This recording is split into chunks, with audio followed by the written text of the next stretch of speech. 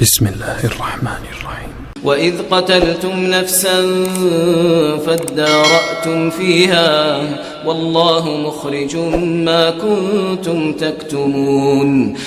فقلنا اضربوه ببعضها كذلك يحيي الله الموتى ويريكم آياته لعلكم تعقلون ثم قست قلوبكم من بعد ذلك فهي كالحجارة أو أشد قسوة وإن من الحجارة لما يتفجر منه الأنهار وإن منها لما يشقق فيخرج منه الماء وإن منها لما يهبط من خشية الله وما الله بغافل عما تعملون أفتطمعون أن يؤمنوا لكم وقد كان فريق منهم يسمعون كلام الله ثم يحرفونه من بعد ما عقلوه وهم يعلمون وإذا لقوا الذين آمنوا قالوا آمنا وإذا خلا بعضهم إلى بعض قالوا أتحدثونهم بما فتح الله عليكم ليحاجوكم به عند ربكم أفلا تعقلون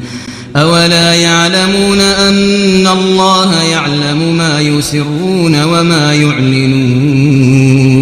ومنهم أميون لا يعلمون الكتاب إلا أماني وإن هم إلا يظنون فويل للذين يكتبون الكتاب بأيديهم ثم يقولون هذا من عند الله ليشتروا به ثمنا قليلا فويل لهم مما كتبت أيديهم وويل لهم مما يكسبون وقالوا لن تمسنا النار إلا أياما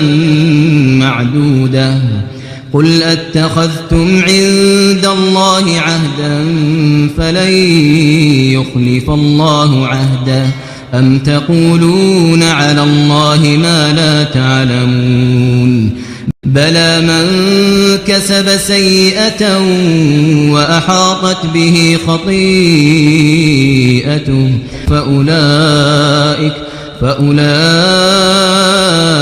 أصحاب النار هم فيها خالدون والذين آمنوا وعملوا الصالحات أولئك أصحاب الجنة هم فيها خالدون.